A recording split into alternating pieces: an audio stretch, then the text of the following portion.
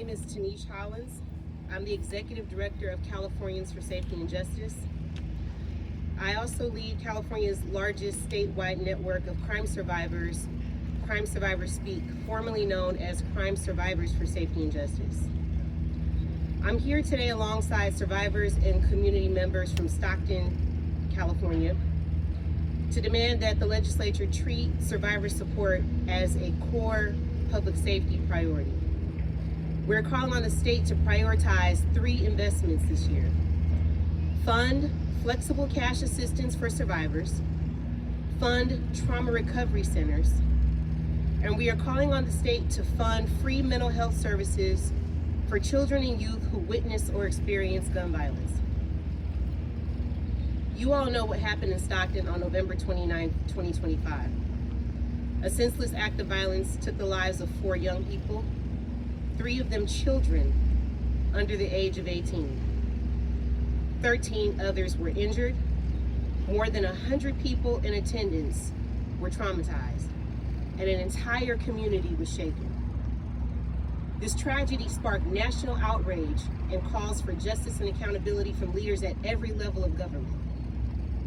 As a mother and a survivor who lost brothers to gun violence, watching the footage rocked me to my core. I grieved deeply. But what haunted me most wasn't the immediate pain. It was the knowing that in a few weeks this tragedy would fade from the headlines.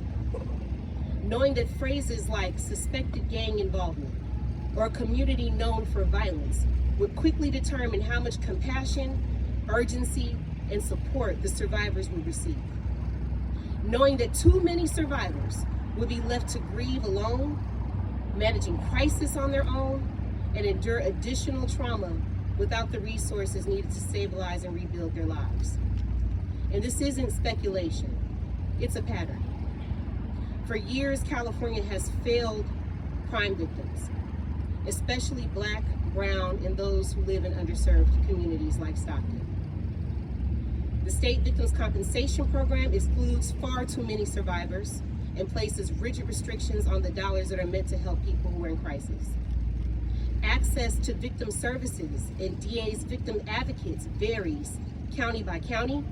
There's no consistency in the standards or protocols for engagement, information sharing, or the care that survivors receive. And the survivors who are standing with me here today can tell you exactly what that failure looks and feels like, and what it costs. And yet, survivor support is still not treated as public safety. The governor's proposed budget released on January 10th includes nothing for victims of crime, despite clear evidence that when survivors receive the immediate help that they need with relocation, transportation, and basic needs, they are more likely to cooperate with investigations that actually help solve crimes. Let's talk about priorities. Next fiscal year, Stockton Police Department will receive $192 million. The city's Office of Violence Prevention operates on less than $3 million. Lopsided investments produce lopsided results.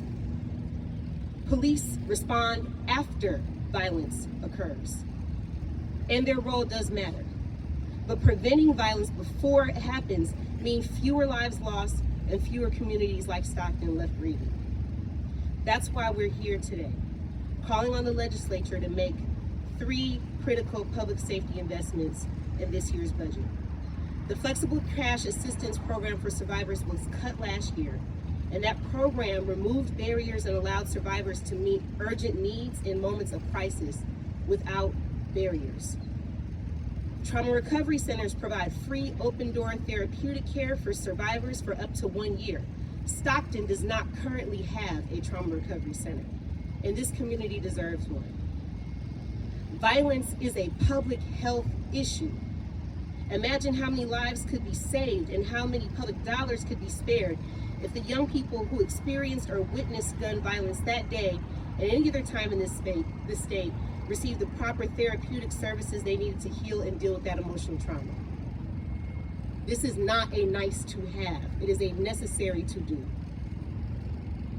After this press conference, I will be walking the halls with survivors to talk to lawmakers and emphasize that support for survivors needs to be a public safety priority. We shouldn't have to imagine safer communities. We all want the same thing: to live, to raise our families, and to heal without fear. The difference between where we are right now and where we want to be is not values, it's budget choices. And if budgets are moral documents, we don't see survivors as a part of the morals for this state. Last night, I had the honor and heartbreaking privilege of sharing my dinner table with children who survived that Stockton shooting. They shared their stories about their brother whose life was senselessly taken. I saw their smiles, recalling memories of how they used to jump in the pool before football practice. And his sister, who was tragically hit in that incident, shared her vision of the future, how she wanted to honor her brother's memory. I could praise their resilience. Instead, I would rather hold the state accountable for doing what those children are doing, which is prioritizing the safety of their community and the future of everyone else around them by making sure that no one else has to feel what they're feeling in this moment.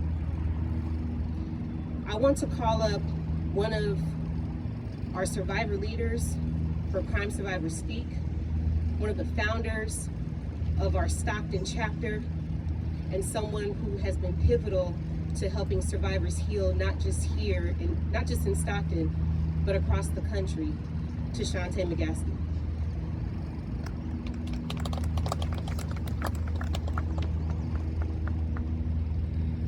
Thank you so much, Shanice. I am Tashante McGaskey. I am Tashante McCoy McGaskey, the regional manager for Northern California Crime Survivors Speak. I'm gonna try to get through this without shedding tears because this press conference is a moment, but for me it's a movement. It's my everyday life. It's what I do every day. So first I gotta give honor to God, who is the head of my life, and the only reason I'm able to stand before you today. I am a representation of what healing through action looks like. Also understanding that healing is next to spirituality. As an original Stocktonian, born and raised, my mother Michelle purchased her house in 1978, and I was born in 1979, and she still lives there. It don't get no more Stockton than that. As a survivor of gun violence at the age of 15, my friends and I were hit by bullets at a party in downtown Stockton, and then losing my brother to a double homicide.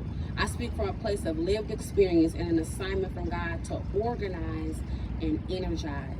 And some of our chapter folks are literally standing back behind us, representing Sacramento, Stockton, the Bay Area, and Los Angeles. The assignment is to support people who are in need. Stockton needs more than a warm hug and well wishes. Stockton needs support, a trauma recovery center, and free counseling for children and young adults up to age 21 is a no-brainer. It's literally a no-brainer. As Northern California Regional Manager of Crime Survivors Speak, it is my mission to provide safe spaces for my folks and to empower them to turn their agitation into activation. I would at this moment invite us all to participate in a moment of silence on behalf of the lives lost that are representation of folks behind me here, and also for the most recent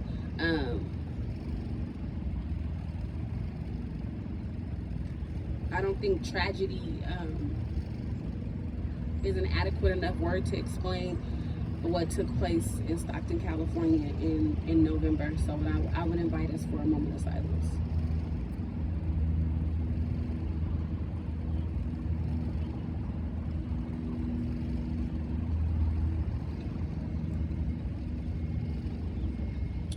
Thank you. And next, I would like to invite up the representative of our area in Stockton, California, Senator Jerry McNerney.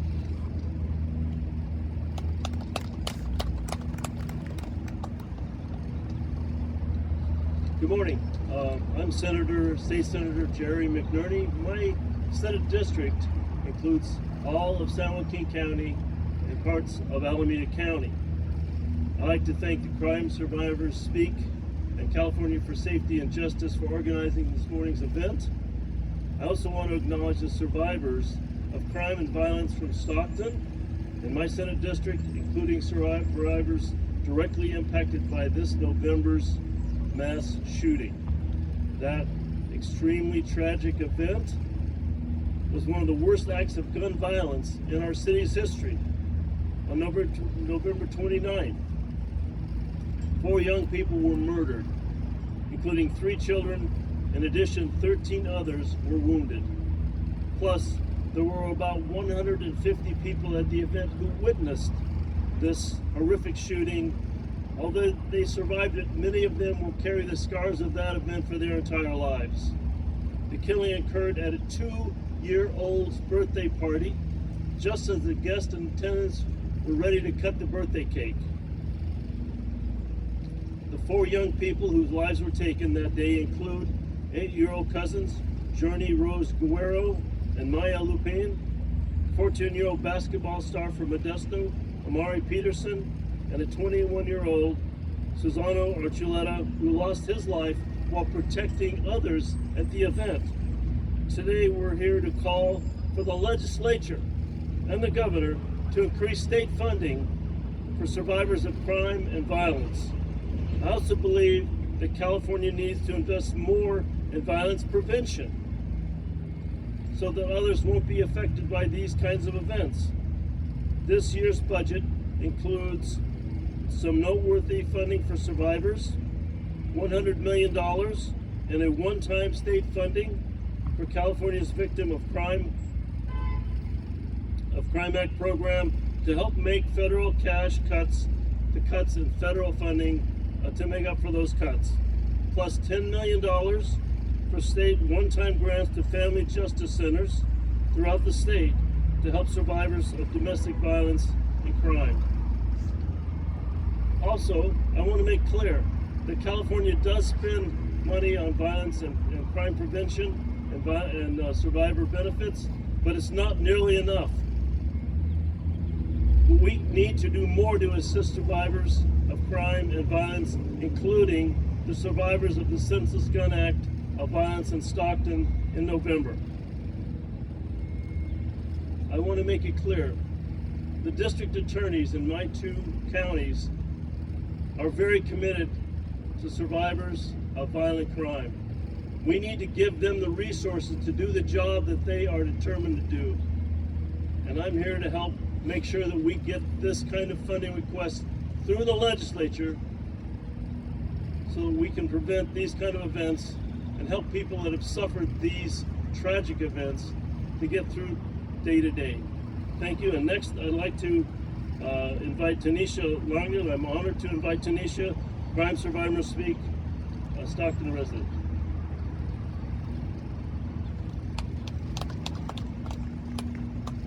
Good morning. My name is Tanisha Langdon. I'm a domestic violence survivor. I'm from Stockton, California, the city I was born and raised in that is now consumed by gun violence. Before I stood at this stadium, before advocacy, policy, and programs, I was simply just trying to stay alive. I was living in an abusive relationship where I had to escape my own home on several occasions, where one night I was beaten, a gun to my head. The next day, I was in a room where I heard a pop. As I put my hand up to see where the bullet was gonna land, I ran and was able to escape. The person who I really wanted to call that always helped me, was always there for me, was Kelly Guerrero. Kelly Guerrero was my cousin, my sister, and my friend. She was my lifeline. She was the person when everything around me was violent and so unstable. She was my rock. Kelly was murdered by her boyfriend due to gun violence. I lost a person who helped me survive my own trauma. That kind of loss, it doesn't end. It lives in your body and it changes how safe the world feels.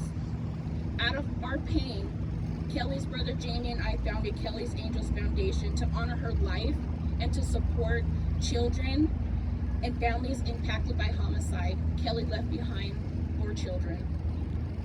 Through my work there and here at Crime Survivors Speak, I see what survivors truly need. Survivors need stability. Survivors need safety. Survivors need healing without any barriers.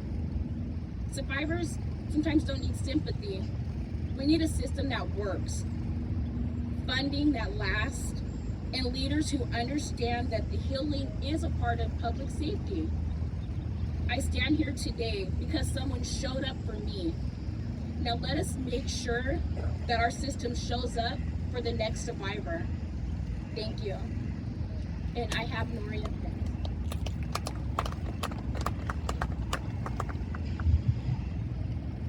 Good morning. My name is Nuri Muhammad, and I am a student minister in the Nation of Islam under the guidance of the Honorable Minister Louis Farrakhan. And I'm a local community activist and organizer in the city of Stockton, California. And I also am a parent of a young man that lost his life in the city of Stockton about 2 years ago. And I'm an advocate for those that have lost loved ones as well. I thank you for being here. I thank you for your time and your ear as we approach this season of the birth of our beautiful patriot, Dr. Martin Luther King. As it has already been mentioned, Dr. King said that our budgets are moral documents. We live in a time period where common sense looks radical, where the approaches to what people need seem to be so far left. But I would encourage all of us to study the guidebook of what morality looks like in the New Testament given to us by Jesus Christ, which is a master key for governments and municipalities and people that are in places of legislature and politics, that Jesus said that when I hungered, you fed me not. When I thirsted, you gave me no drink. When I was sick and in prison, you ministered not unto me. And another portion of the New Testament, he said, suffer not unto me the little children. Our budgets have to reflect the sentiments of Jesus Christ in this hour if we want to push our society along to a more positive and a more healthy and a more a whole mean. It's not an act of radicalism to look after those that suffer from senseless gun violence. The idea of having affordable or free services for people that need trauma care, that's a common sense approach to the after effects of gun violence. If those kind of things happen after war in our communities and every neighborhood in Stockton, in Sacramento, and all throughout California, people suffer from things that are similar to PSD in our neighborhoods every single day. So we're not asking for anything that is so outlandish or so far to the left or what is considered to be radicalism. We're looking for humanistic approaches to problems that we're suffering today. So I thank you very much for your ear and for your time. I would like to introduce to you my brother, a pastor in the ministry, Brother D. Armin.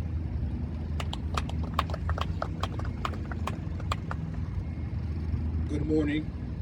My name is Reverend William T. D. Armin Jr., the pastor of Hilliard Amy Zion Church in Stockton, California, a member of Faith in the Valley. And I stand here not simply as a pastor, not only as a community leader, but as a survivor of what happens when violence, neglect, and politic hesitation collides with the fragile lives of our people. I stand here representing a city that is bruised but not broken, grieving but still growing, wounded but still worshiping. We are here on the grounds of the California State Capitol because the soil beneath our feet is sacred, watered with tears of mothers, fathers, children, families, and entire communities who have endured harm they did not ask for and trauma they did not deserve. Stockton has cried long enough. Stockton has bled long enough. Stockton has buried enough sons and daughters, but today Stockton speaks. And we're not whispering, we're not negotiating, we're not begging, but we are demanding what is right, what is moral, and what is overdue. Right. We stand with Crime Survivors Speaks with our sister Tanisha and with elected champions like Senator Jerry McNerney, because enough is enough. We are calling on Governor Gavin Newsom and legislative leaders to do more than offer condolences. We are calling for commitments. We are calling for courage. We are calling for a budget that matches the scales of the crisis we are living through. If California is serious about public safety, then California must invest in community-based crime prevention and no cuts. If this state truly cares about survivors, then restore the flexible cash assistance program that was stripped away last year.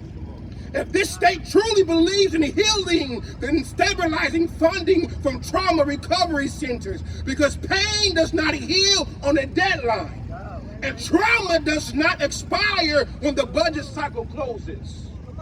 And if we care about our children, our babies, our future, then make free mental health services available to every child and a young person who survived gun violence. Because a child who has seen bullets should not have to fight for therapy. A family who lives through tragedy should not have to beg for support. A community that has survived mass shooting deserves more than memorials and hashtags. This is not charity. This is not optional. This is a moral responsibility. Survivors do not need pity. Survivors need policy. We do not need speeches. We need solutions.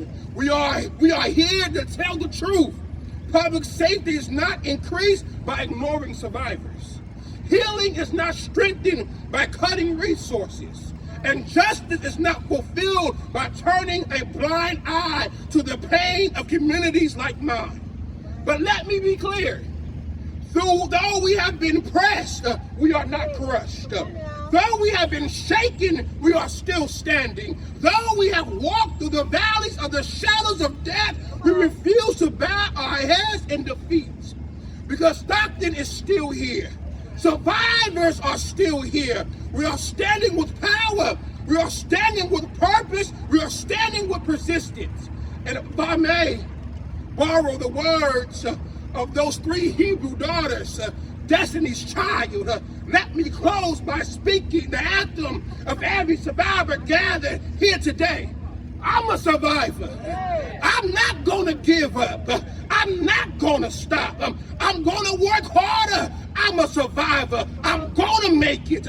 I will survive. Keep on surviving. You thought you crumbled, but we are inhaling. You thought we will lose sight, but we see perfect vision. You thought we will fail, but we're on top. You thought it would be over, but it won't stop. You thought we will self-destruct, but we are still here. And even in the years to come, we're still going to be here. Because survivors don't just endure. Survivors don't just overcome. Survivors raise. And today, we rise together. Amen.